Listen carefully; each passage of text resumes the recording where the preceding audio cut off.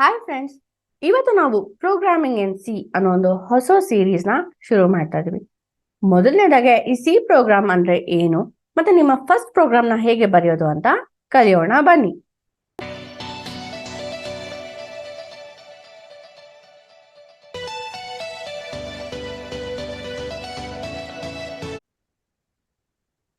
ಈ C program ಬಂದು it's a very popular programming language. ತುಂಬಾನೇ ಜನಪ್ರಿಯವಾದಂತ ಒಂದು ಪ್ರೋಗ್ರಾಮಿಂಗ್ ಲ್ಯಾಂಗ್ವೇಜ್.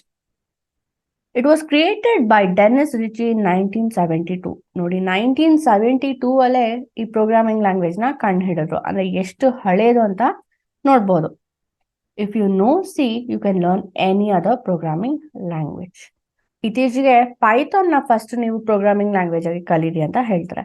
ಆದ್ರೆ ನೀವು ಸಿ ಪ್ರೋಗ್ರಾಮ್ ನ ಕಲ್ತ್ರೆ ನಿಮ್ಮಲ್ಲಿ ಲಾಜಿಕ್ ಬಿಲ್ಡಿಂಗ್ ಸ್ಕಿಲ್ಸ್ ತುಂಬಾನೇ ಚೆನ್ನಾಗಿ ಇಂಪ್ರೂವ್ ಆಗುತ್ತೆ. ನೀವು ಲಾಜಿಕ್ ನ ಹೇಗೆ ಬಿಲ್ಡ್ ಮಾಡೋದು ಅಂತ ತಿಳ್ಕೊಂಡ್ರೆ ಯಾವುದೇ ಪ್ರೋಗ್ರಾಮ್ ಅಲ್ಲಿ ಬೇಕಾದ್ರೆ ಅದನ್ನ ನೀವು ಇಂಪ್ಲಿಮೆಂಟ್ ಮಾಡ್ಬೋದು. ಅಂದ್ರೆ ನಿಮ್ಗೆ ಸಿಂಟ್ಯಾಕ್ಸ್ ಗೊತ್ತಾಗಬೇಕು ಅಷ್ಟೇ. C is very fast compared to other programming languages. ಈ ಸಿ ಪ್ರೋಗ್ರಾಮ್ ನ ಯೂಸ್ ಮಾಡ್ಕೊಂಡು ನೀವು ಅಪ್ಲಿಕೇಶನ್ಸ್ ಡೆವಲಪ್ ಮಾಡಿದ್ರೆ ಬೇರೆ ಪ್ರೋಗ್ರಾಮಿಂಗ್ ಲ್ಯಾಂಗ್ವೇಜಸ್ ಗಿಂತ ಪರ್ಫಾರ್ಮೆನ್ಸ್ ಚೆನ್ನಾಗಿರತ್ತೆ. C is very versatile. ಅಂದ್ರೆ ನೀವು ಯಾವುದೇ ತರ ಅಪ್ಲಿಕೇಶನ್ಸ್ ಬೇಕಾದ್ರೂ ಈ ಸಿ ಪ್ರೋಗ್ರಾಮ್ ನ ಯೂಸ್ ಮಾಡ್ಕೊಂಡು ಡೆವಲಪ್ ಮಾಡಬಹುದು. ಈಗ ನಿಮ್ ಲ್ಯಾಪ್ಟಾಪ್ ಅಥವಾ ಡೆಸ್ಕ್ಟಾಪ್ ಅಲ್ಲಿ ನೀವು ಸಿ ಪ್ರೋಗ್ರಾಮ್ ನ ಬರೀಬೇಕು ಅಂದ್ರೆ ಏನೇನ್ ಟೂಲ್ಸ್ ಬೇಕಾಗತ್ತೆ ಅಂತ ನೋಡೋಣ. ಮೊದಲನೇದಾಗಿ ಒಂದು ಎಡಿಟರ್ ಬೇಕು. ಅದಕ್ಕೆ ವಿಜುವಲ್ ಕೋಡ್ ಅನ್ನೋ ಒಂದು ಎಡಿಟರ್ ನ ನೀವು ಡೌನ್ಲೋಡ್ ಮಾಡ್ಕೊಬಹುದು ಅಥವಾ ಕೋಡ್ ಬ್ಲಾಕ್ಸ್ ನ ಡೌನ್ಲೋಡ್ ಮಾಡ್ಕೋಬಹುದು.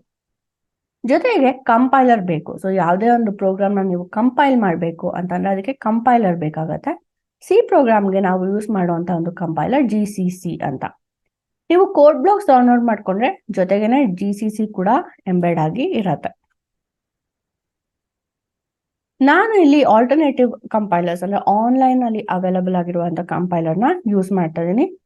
ಕೆಲವೊಂದು example tutorials, point online, GDB ಮತ್ತೆ ಪ್ರೋಗ್ರಾಮರ್ಸ್, ಇದೆಲ್ಲ ಆನ್ಲೈನ್ ಕಂಪೈಲರ್ಸ್. ಸೊ ನೀವು ಯಾವುದೇ ರೀತಿ ಇನ್ಸ್ಟಾಲೇಷನ್ ಮಾಡೋ ಅವಶ್ಯಕತೆ ಇರೋದಿಲ್ಲ. ಡೈರೆಕ್ಟ್ ಆಗಿ ನಿಮ್ಮ ಬ್ರೌಸರ್ ಅಲ್ಲಿ ನಿಮ್ಮ ಪ್ರೋಗ್ರಾಮ್ ನ ಬರೆದು ಎಕ್ಸಿಕ್ಯೂಟ್ ಮಾಡ್ಬೋದು. ಸೊ ಈ ಕೋರ್ಸ್ ಅಲ್ಲಿ ನಾನು ಆನ್ಲೈನ್ GDB ಅನ್ನೋ ಒಂದು ಆನ್ಲೈನ್ ಕಂಪೈಲರ್ ನ ಯೂಸ್ ಮಾಡ್ತಾ ಇದ್ದೀನಿ. ಸೊ ನಾವು ಡೈರೆಕ್ಟ್ ಆಗಿ ನಮ್ಮ ಫಸ್ಟ್ ಪ್ರೋಗ್ರಾಮ್ ನ ಬರೆಯೋದಕ್ಕೆ ಶುರು ಮಾಡೋಣ. ಇದು onlinegdb.com. ಇಲ್ಲಿ ನಾನು ಸಿ ಕಂಪೈಲರ್ ನ ಓಪನ್ ಮಾಡಿದ್ದೀನಿ. ಇದು ನನ್ನ ಟೆಕ್ಸ್ಟ್ ಎಡಿಟರ್. ಅಂದ್ರೆ ಇಲ್ಲಿ ನಾನು ಪ್ರೋಗ್ರಾಮ್ ನ ಬರಿಬಹುದು. ಜೊತೆಗೆ ರನ್ ಮಾಡಿದ್ರೆ ನನಗೆ ಔಟ್ಪುಟ್ ಇಲ್ಲಿ ಬರುತ್ತೆ. ಸೊ ನಾವು ಸಿ ಪ್ರೋಗ್ರಾಮ್ ಬರಿಬೇಕಾದ್ರೆ ಕೆಲವೊಂದು ಸೆಕ್ಷನ್ಸ್ ಇರುತ್ತೆ. ಸೊ ಅದು ಏನೇನ್ ಸೆಕ್ಷನ್ ಅಂತ ನೋಡೋಣ. ಮೊದಲನೇದಾಗೆ ಹೆಡರ್ ಸೆಕ್ಷನ್, ಆಮೇಲೆ ನಮ್ಮ ಮೇನ್ ಫಂಕ್ಷನ್ ಬರೆಯುವಂತ ಒಂದು ಸೆಕ್ಷನ್, ಆಮೇಲೆ ಸಬ್ ಫಂಕ್ಷನ್ಸ್ ಅಂತ ಹೇಳ್ತೀವಿ. ಇದೇನೇನು ಅಂತ ನಾನು ಡೀಟೇಲ್ ಆಗಿ ಹೇಳ್ತೀನಿ. ಹೆಡರ್ ಫಂಕ್ಷನ್ ಅಂದ್ರೆ ನಾವು ಯಾವುದೇ ರೀತಿಯಾದ ಹೆಡರ್ಸ್ ನ ಇನ್ಕ್ಲೂಡ್ ಮಾಡುವಂತ ಒಂದು ಸೆಕ್ಷನ್. ಮೇನ್ ಫಂಕ್ಷನ್ ಅಂದ್ರೆ ಈ ಮೇನ್ ಫಂಕ್ಷನ್ ನಮ್ಮ ಪ್ರೋಗ್ರಾಮ್ ಅಲ್ಲಿ ಸ್ಟಾರ್ಟಿಂಗ್ ಪಾಯಿಂಟ್ ಅಂತ ಹೇಳ್ಬೋದು. ಸೊ ನಾವು ಪ್ರೋಗ್ರಾಮ್ ನ ರನ್ ಮಾಡಿದಾಗ ನಮ್ಮ ಮೇನ್ ಫಂಕ್ಷನ್ ಅಲ್ಲಿ ಏನ್ ಬರ್ದಿರ್ತೀವೋ ಅದೇ ಫಸ್ಟ್ ಎಕ್ಸಿಕ್ಯೂಟ್ ಆಗೋದು. ಈ ಸಬ್ ಫಂಕ್ಷನ್ಸ್ ಬಗ್ಗೆ ನಾವು ಮುಂದಿನ ವಿಡಿಯೋಸ್ ಅಲ್ಲಿ ಕಲಿಯೋಣ. ಸೊ ಸದ್ಯಕ್ಕೆ ಇದು ಬೇಡ.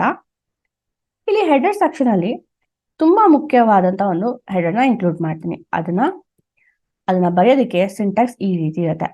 ಆಶ್ ಅಂದ್ರೆ ಆಶ್ ಕೀ, ಇನ್ಕ್ಲೂಡ್ ಈ less than greater than symbol ಇರುತ್ತಲ್ಲ ಅದು, ಅದರ ಮಧ್ಯ stdio.h, standard input output .h ಅಂತ ಇದರ ಅರ್ಥ. ಸೊ ಇದು ನಾವು ಯಾವುದೇ ಸಿ ಪ್ರೋಗ್ರಾಮ್ ಬರೆದ್ರು ಈ ಹೆಡರ್ ಇನ್ಕ್ಲೂಡ್ ಮಾಡಲೇಬೇಕು. ಯಾಕಂದ್ರೆ ನಮ್ಮ ಕೆಲವೊಂದು inbuilt functions, print F, scan F functions ಅಂತೆಲ್ಲ ಯೂಸ್ ಮಾಡ್ತೀವಲ್ವಾ, ಅದೆಲ್ಲ ಈ ಹೆಡರ್ ಅಲ್ಲಿ ಇರುತ್ತೆ.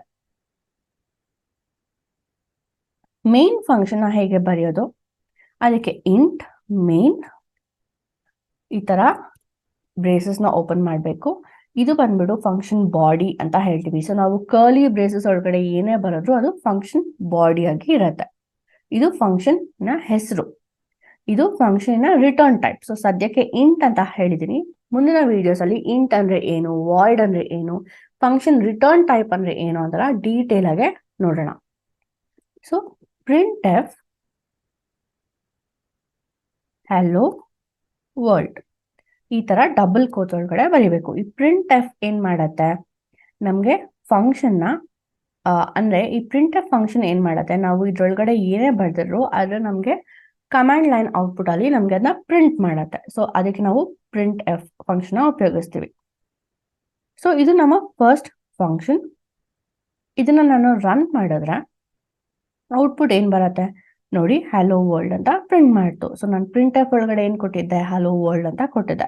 ನಾನು ಬೇಕಾದ್ರೆ ಹಲೋ ಕಲಿಯೋಣ ಅಂತ ನಾವು ಕೊಡ್ಬೋದು.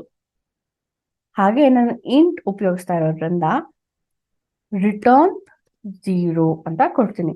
ಈ ರಿಟರ್ನ್ ಸ್ಟೇಟ್ಮೆಂಟ್ ಏನು ಅಂತಲ್ಲ ನಾವು ಮುಂದಿನ ಫಂಕ್ಷನ್ಸ್ ವಿಡಿಯೋಸ್ ಅಲ್ಲಿ ನೋಡ್ತೀವಿ. ಸೊ ಸದ್ಯಕ್ಕೆ ಇಂಟ್ ಉಪಯೋಗಿಸಿದ್ರೆ ರಿಟರ್ನ್ 0 ಕೊಟ್ರೆ ಅದು ಒಳ್ಳೆ ಪ್ರಾಕ್ಟೀಸ್, ಅಂದ್ರೆ ಗುಡ್ ಪ್ರಾಕ್ಟೀಸ್ ಅಂತ ನೀವು ಅನ್ಕೋಬಹುದು. ಸೊ ಈ ಫಂಕ್ಷನ್, ಈ ಪ್ರೋಗ್ರಾಮ್ನ ಸೇವ್ ಮಾಡಿ ರನ್ ಮಾಡಿದ್ರೆ ನೋಡಿ ಹಲೋ ಕಲಿಯೋಣ ಅಂತ ಬಂತು. ಸೊ ಸಿಂಪಲ್ ಆಗಿ ನೀವು ಏನ್ ತಿಳ್ಕೊಬೇಕು ಅಂದ್ರೆ ಪ್ರಿಂಟ್ ಎಫ್ ಒಳಗಡೆ ನೀವು ಏನೇ ಮೆಸೇಜ್ ಕೊಟ್ಟರು ಅದನ್ನ ಇಲ್ಲಿ ಅದು ನಿಮ್ಗೆ ಪ್ರಿಂಟ್ ಮಾಡುತ್ತೆ. ಇದು ನಿಮ್ಮ ಫಸ್ಟ್ ಪ್ರೋಗ್ರಾಮ್. ಸೊ ಈಗ ನಿಮ್ಮ ಫಸ್ಟ್ ಪ್ರೋಗ್ರಾಮ್ ಬರೆಯೋದಕ್ಕೆ ನೀವು ಏನೇನು ಸ್ಟೆಪ್ಸ್ ನ ಫಾಲೋ ಮಾಡಿದ್ರಿ ಅಂತ ಒಂದ್ಸತಿ ರಿವೈಸ್ ಮಾಡೋಣ. ಮೊದಲನೇದಾಗಿ ಹೆಡರ್ಸ್ ನ ಆಡ್ ಮಾಡಿದ್ರಿ. ಅದು ಯಾವ ಹೆಡರ್, stdio.h. stdio ಅಂದ್ರೆ ಸ್ಟ್ಯಾಂಡರ್ಡ್ ಇನ್ಪುಟ್ ಔಟ್ಪುಟ್. ಒಂದು ಮೇನ್ ಫಂಕ್ಷನ್ ನ ಬರೆದ್ರಿ, ಅದಕ್ಕೆ ಇಂಟ್ ಮೇನ್ ಅಂತ ಬರೆದು ಈ ತರ ಫ್ಲವರ್ ಬ್ರೇಸಸ್ ನ ಓಪನ್ ಮತ್ತೆ ಕ್ಲೋಸ್ ಮಾಡಿದ್ರಿ. ಆಮೇಲೆ ಒಂದು ಪ್ರಿಂಟ್ ಸ್ಟೇಟ್ಮೆಂಟ್ ನ ಆಡ್ ಮಾಡಿದ್ರಿ. ಅದು ಹೆಂಗೆ, ಪ್ರಿಂಟ್ ಎಫ್ ಅಂತ. ನೆಕ್ಸ್ಟ್ ಆ ಪ್ರಿಂಟ್ ಎಫ್ ಒಳಗಡೆ ಒಂದು ಮೆಸೇಜ್ ನ ಬರಿಬೇಕು. So printf hello world. ನಂತರ ಇಂಟ್ ಉಪಯೋಗಿಸೋದ್ರಿಂದ add return statement. So return 0 ಅಂತ ಮಾಡಿದ್ರಿ. ಈಗ ಕಂಪೈಲ್ ಅಂಡ್ ರನ್ ಮಾಡಿದಾಗ ನಿಮ್ಮ ಪ್ರೋಗ್ರಾಮ್ ಔಟ್ಪುಟ್ ಏನ್ ಬರುತ್ತೆ, ಹಲೋ ವರ್ಲ್ಡ್ ಅಂತ ಬಂತು. ಸೊ ಈ ರೀತಿ ನಿಮ್ಗೂ ಔಟ್ಪುಟ್ ಬಂದಿದೆ.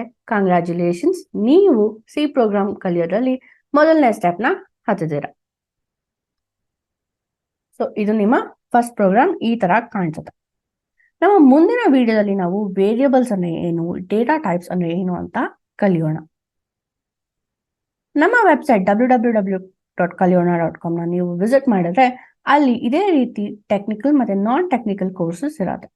ಅದಕ್ಕೆ ನೀವು ಎನ್ರೋಲ್ ಮಾಡಿ ಕಂಪ್ಲೀಟ್ ಮಾಡಿದ್ರೆ ನಿಮಗೆ ಕೋರ್ಸ್ ಕಂಪ್ಲೀಷನ್ ಸರ್ಟಿಫಿಕೇಟ್ ಕೂಡ ಸಿಗತ್ತೆ. ಹಾಗೆ ಈ ವಿಡಿಯೋ ನಿಮ್ಗೆ ಇಷ್ಟ ಆಗಿದ್ರೆ ಲೈಕ್ ಮಾಡಿ, ನಿಮ್ಗೆ ಏನೇ ಕ್ವೆಶನ್ಸ್ ಇದ್ರು ಕಮೆಂಟ್ ಮೂಲಕ ನಮ್ಗೆ ತಿಳಿಸಬಹುದು. ಈ ಚಾನೆಲ್ನ ಸಬ್ಸ್ಕ್ರೈಬ್ ಮಾಡೋದು ಮರಿಬೇಡಿ. Thank you.